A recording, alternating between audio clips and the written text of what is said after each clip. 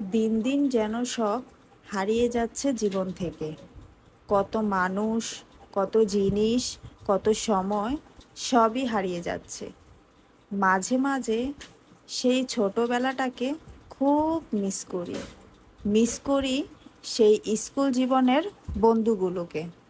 আজ তারাও হয়েছে ব্যস্ত নিজেদের জীবনে। সেই মাঠটাকে মিস করি যেখানে আমার ছোটবেলাটা কেটেছে। আজ সেই মাঠে ছোট ছেলেদেরকে খেলতে দেখে মনে হয় ফিরে যাই সেই ছোটবেলায়।